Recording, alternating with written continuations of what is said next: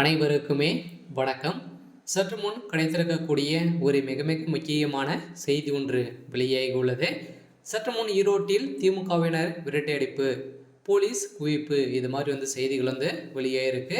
So இப்போ பார்த்தீங்கன்னா ஈரோடு கிழக்கு இடைத்தேர்தல் நடத்த போகிறதாக ஒரு செய்தி வெளியாகிருக்கு இல்லையா? ஸோ அதில் ஏற்கனவே இருந்த அமைச்சர் யூகேஎஸ் இளங்கோவன் அவர்கள் திடீர்னு பார்த்தீங்கன்னா மரணம் அடைந்தார்.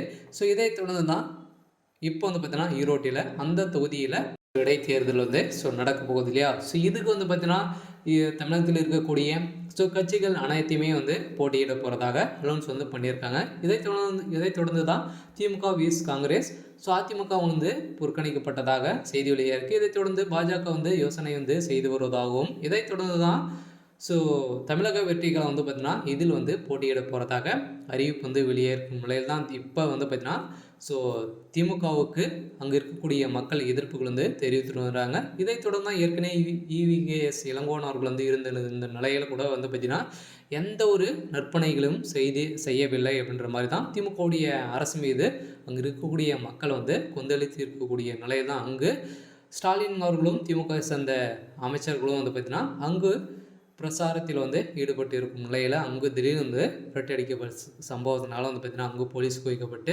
மிகப்பெரிய கலவரங்கள் வெடித்திருக்கு.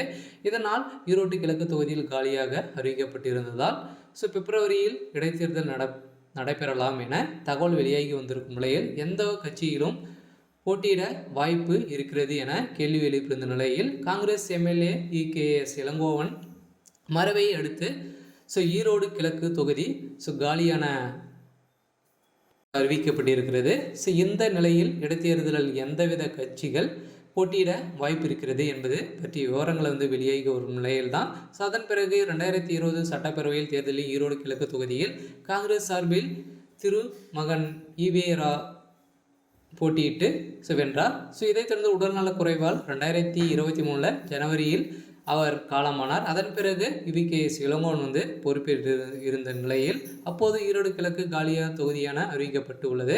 பிப்ரவரியில் டெல்லி சட்டசபை தேர்தல் நடத்தும் என ஈரோடு கிழக்கு இடைத்தேர்தலிலும் நடத்தப்படும் என தெரிவிக்கப்பட்டிருக்கும் நிலையில் தான் ஸோ அங்கே பார்த்தீங்கன்னா திமுகவினர் பிரசாரத்தில் ஏற்பட்டு இருந்த நிலையில் அங்கு மக்கள் எதிர்ப்புகள் தெரிவித்திருக்கும் நிலையில் தான் இப்போ திமுகவுக்கு மிகப்பெரிய இடியாக தான் விழுந்திருக்கு இல்லையா? ஸோ ஏற்கனவே 2026 வரக்கூடிய சட்டமன்ற தேர்தலில் திமுக ஜெயிக்குமா, ஸோ கட்சிக்கு வருமா அப்படின்றது தான் ஒரு பெரிய கேள்விக்குறியாக இருக்குது.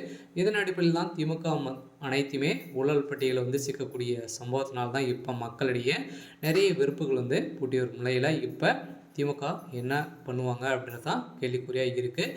இருந்தாலும் என்ன நடக்க போகுது அப்படின்றத வெயிட் பண்ணி பார்க்கலாம். ஸோ இது மாதிரி செய்திகளை தெரிஞ்சுக்கணும் அப்படின்னா மறக்காமல் நம்மளுடைய சேனலை சப்ஸ்கிரைப் பண்ணிக்கோங்க. தேங்க்யூ.